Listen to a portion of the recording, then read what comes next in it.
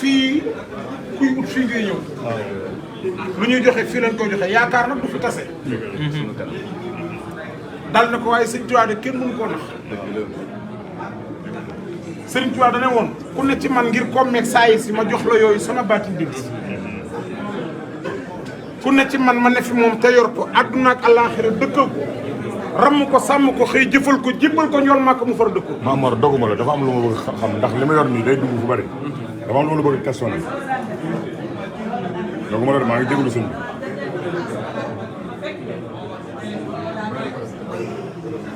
asalaamaaleykum wa rahmatulahi taala wa barakatuh ñu ngi fii ci Aliya tey ci bisub Cheikh Ahmadou Lamine Bara bi di ñaanal Cheikh Ahmadou Baraka moom Cheikh Ahmadou Faral mu yàgg fi te wér waaye noonu la ñuy ñaanal Serigne Moustapha ak njabootu Alaaji Bara gépp ñu ngi taxaw docteur Abdourahmane Diouf ak Serigne Mamoun Baye Touba Doy kenn du ko présenté ak doomu Serigne Moussa Dia bu Ndiar ak Cheikh Samba Gueye di yor léppam mais Mamor ki nga taxawal mooy kan. waaw docteur Abdourahmane moom dañu yàgg depuis ci réew mi ñun ak moom mu dem ba mat jaan nag bu matee day ñibbi géej am yeewu créer boppam bokk ci dëkk bi di doomu daara sañ koo laaj ñi ko ñëpp di laaje mais li ma marqué du loolu ñun amuñu lu dul fii borom waxoon ne wa maskani salli minal fi jaari waw nu ala ahli bi ma in jaari Touba rek la na gaan nañ gis ay politiciens ñu ñëw ziar dem ñibbi parce que fii dafa enclavé wu dafa metti sëriñ bi na ko sos waaye moom bu fi ñëwee vendredi fekk ma Cheikh Bass ma foog ni ñibbi na ci guddi gi ma xëy samedi déggaat ko ci dëkk bi dimanche ñu daje nii allié muy dundandoo nit ñi màggalu sëñ Fallou man jàpp naa ko. murid yëpp jàpp nañu. te maa tey jàpp naa ko. waaw sëñ Mamour ma dem ma tëj. waaw sëñ Mamour xam nga li nga wax dafa am solo ñun ay murid lañu waaye dañoo gëm sëñ Tuubaa gëm maam Cheikh Ibra Fall ñun la maam Cheikh Ibra Fall waxoon sëñ bi dana ko yow nekkal ci càng gi rek ñun ñu ne ci njaam gi waaye yàgg-yàgg njaam gi dana neex ba mel ne càng gi waaye ñu góore xam ne lépp càng gi la ndax dana ko yow nekkal ci càng gi rek ñun ñu ne ci njaam gi waaye bu ñu demee ba ci kanam njaam gi dina neex ba mel ne càng gi ñu góore xam ne lépp sëñ bi la te ñëpp xam nañu murid saada nga te da ngaa jël engagement ci képp koo xam ne taalibi sëñ Tuubaa la yow moom sa bakkan jàll la ko ñun xam nañ la ndax ñun Masaalikul Jinaan leen nekk boo ko yor liggéey sëñ Tuubaa boo ko yor Ndakaaru kii ab taalibe la na ko murid yëpp jàppale ñu jox réew mi. sëñ Mamour gis nga kii wax naa la li ko fi indi mooy li mbëtt bëgg moom la bar fii nag ñi fi toog ñëpp fii lañ jaar ñu teg leen fi ñu toog président Senghor la jëkkee sëñ Fallou ko fi teg Abdou Diouf sëñ Fallou ko fi teg ñoom ñëpp sëñ Fallou la fi teg loolu moom la ñuy di loolu moom ñu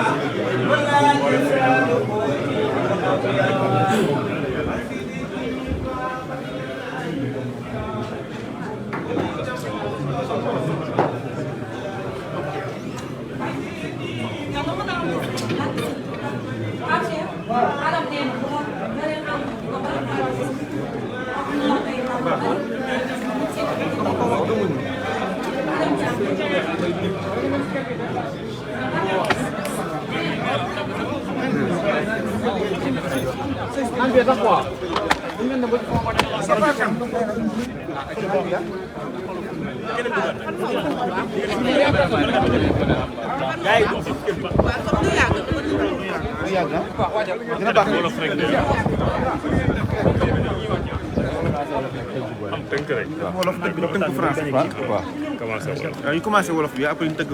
français. da ngay approché woon côté ñu mën a taxaw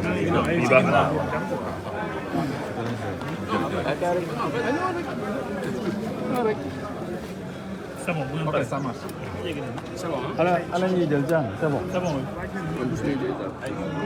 C'est bon. Voilà. Donc, Président, vous êtes à Touba donc, depuis presque 3 jours. Au terme de votre visite, qu'est-ce qu'on peut retenir? Alhamdulillah, j'ai eu l'honneur de représenter ici à Touba le parti Awalé,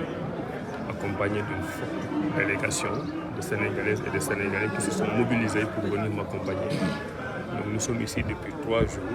parce que nous considérons que ce qui se passe à Touba actuellement est un événement exceptionnel avec le Kazu Rajab. C'est un digne fils du Sénégal qui est fêté, Serigne Fallou Mbacké. C'est quelqu'un que nos générations, que les jeunes générations devraient apprendre à mieux connaître. Malheureusement, nous sommes dans un pays où nous apprenons l'histoire des autres, nous apprenons les tracés des héros des autres, nous apprenons le récit des victoires des autres et nous ne le connaissons pas assez. Donc, nous pensons que quand on a une journée pareille avec un héros sénégalais pareil, il faut le célébrer. C'est pour cela que nous avons choisi au niveau du parti Awalé de venir carrément nous installer à Touba pendant 3 jours et de faire le tour de la famille de Serigne Fallou.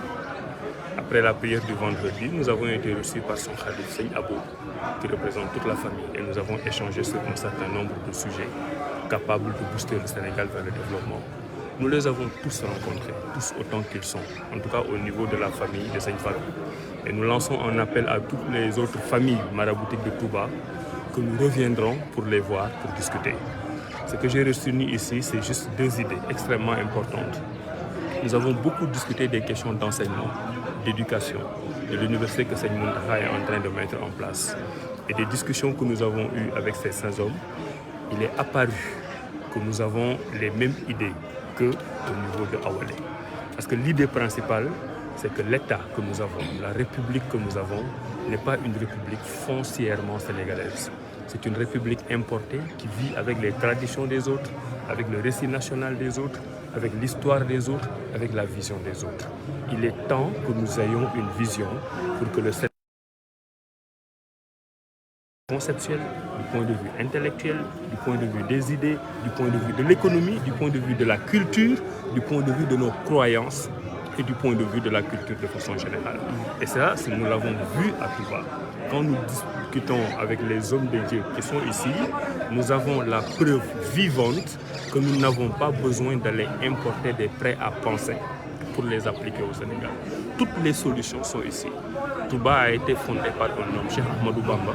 qui est ici du Bawol, inconnu du monde entier, et qui aujourd'hui a fait en sorte que ses écrits soient enseignés, compris partout dans le monde, en France, au Japon, en Suisse et partout. Et pourtant, c'est un Africain,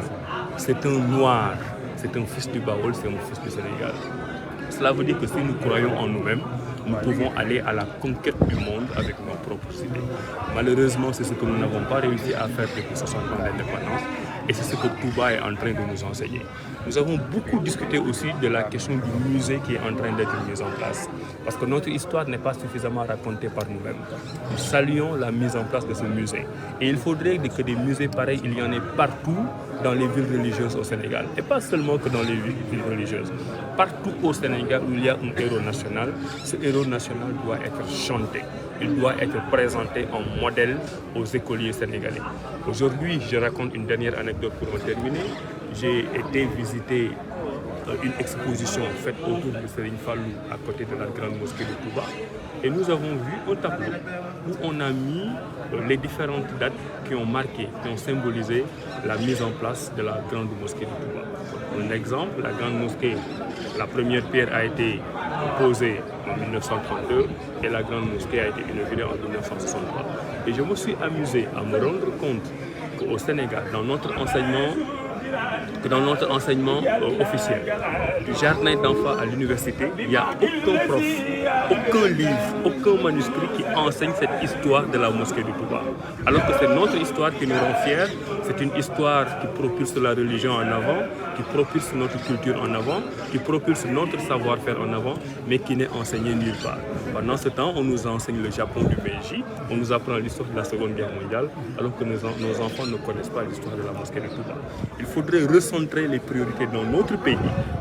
pour que les Sénégalais apprennent Sénégal, pour que le Made in Sénégal soit une réalité au niveau de la religion, au niveau de la culture, au niveau économique, au niveau intellectuel et dans tous les domaines de la vie économique et sociale. Nous avons énormément de legs qui nous viennent des Arabes, énormément de legs qui nous viennent du Blanc,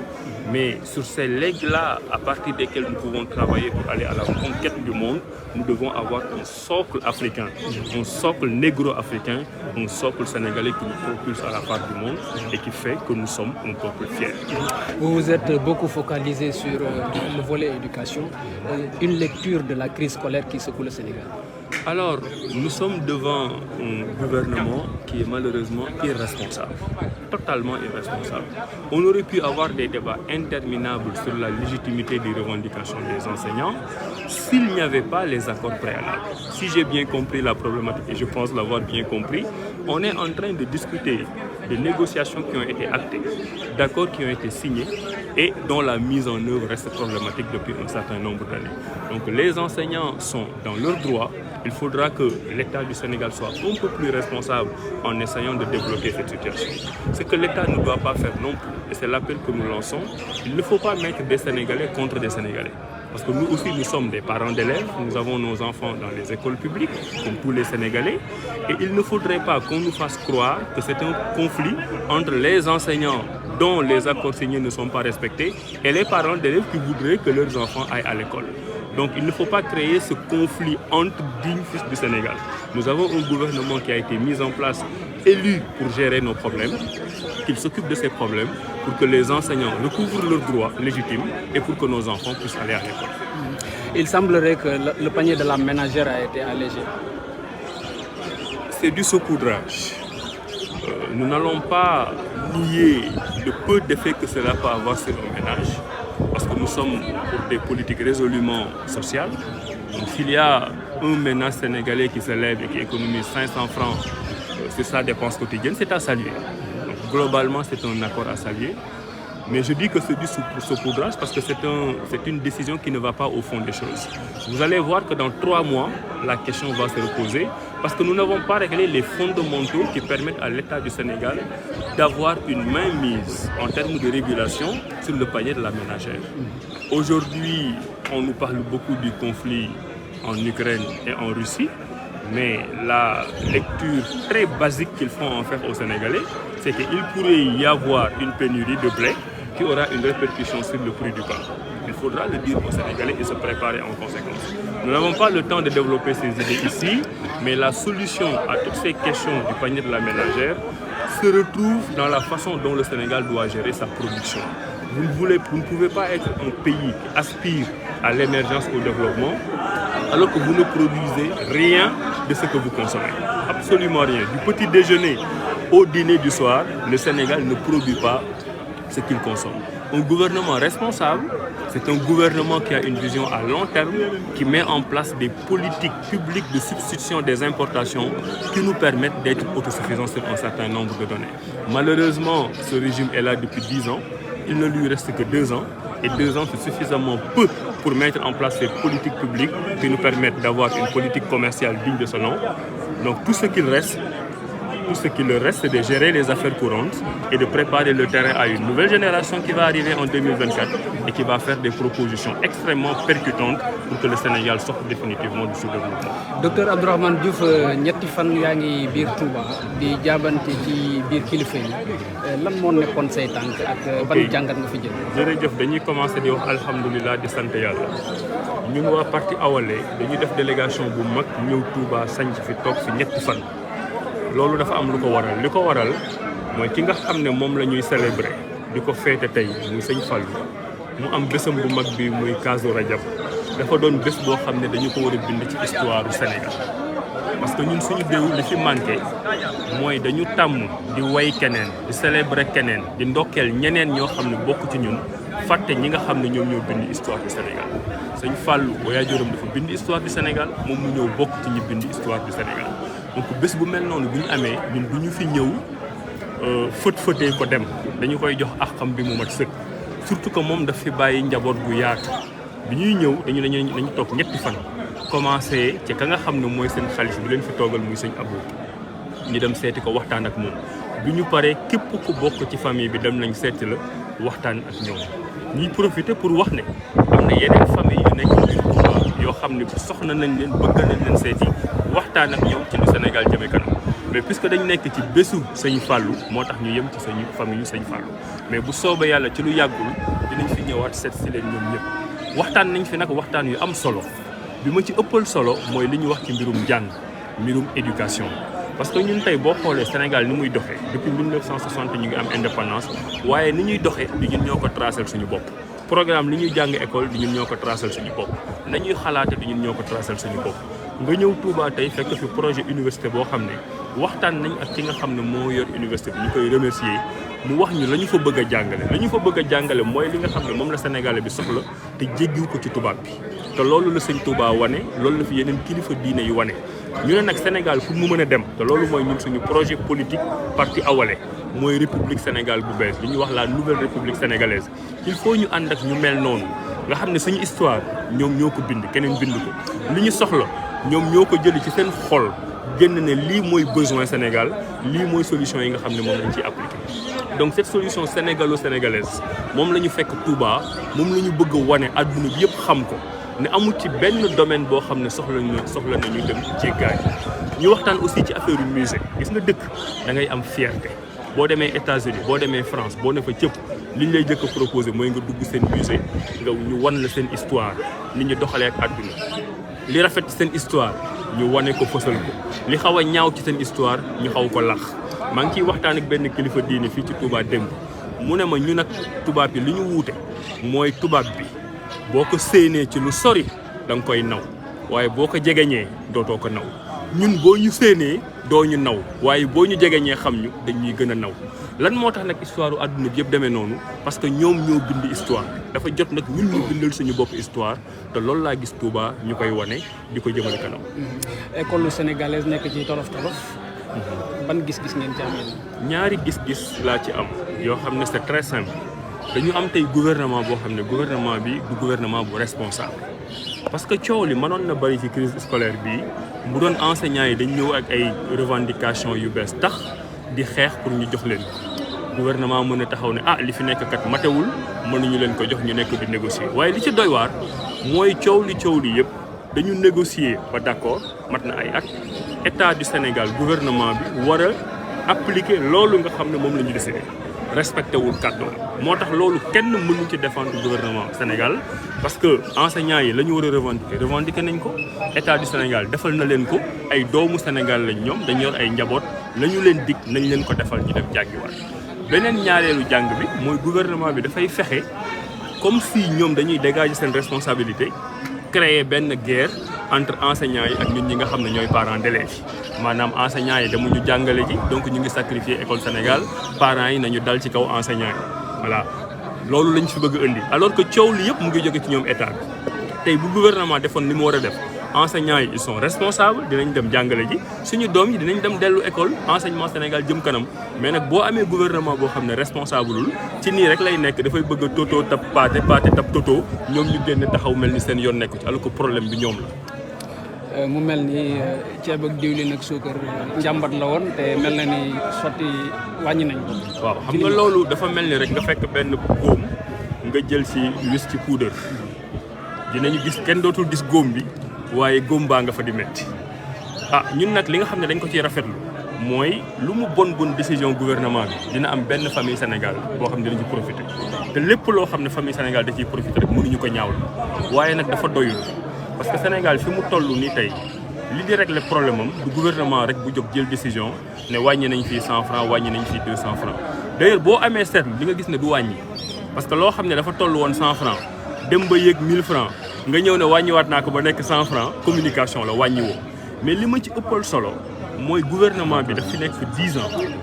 mu dese ko ñaari at muy waaj a dem te ba léegi réglé wul problème boobu li koy réglé bu chaque ñaari weer ñetti weer nga ñëw ne yokk naa wala wàññi naa problème mu économie Sénégal ngay jël en charge Sénégal tey boo xoolee ci ndékki ci añ ci njoganalu ba ci reer li nga xam ne moom la ñuy dundee pour mën a nekk nit du loo xam ne ñun ñoo koy produire loolu gouvernement bu sérieux ba nga ñëwee toog depuis 2012 nga ci waroon taxaw bu doon taxaw nañ ci tey du ñu soxla di jéggaani mais jéggaani bi moo ñu sonal puisque nag ñoom ñaari at rek moo leen dese amatuñu temps mettre en place politique yooyu nga xam ne moo tax ñun li nga xam ne moom la ñuy dundee ñu defaral ko suñu bopp dañ leen di ñaanal rek ne leen ñaari at yi ci des dinañ leen gunge ñu génne jàmm ak salaam ba ñu indil benn problème ci dëkk bi génération nag bi nga xam ne mooy ñëw 2024 ñooñu am nañ xarañ ak yéene boo xam ne bu ñu ñëwee Sénégal dinañ fi nekk ay politique économique ay politique commerce yoo xam ne ci at yu néew Sénégal yu ci bëri dootul soxla jéggaani ko ci étranger nit ñi ñooy ñëw di jéggaani ci biir Sénégal. jërëjëf merci beaucoup.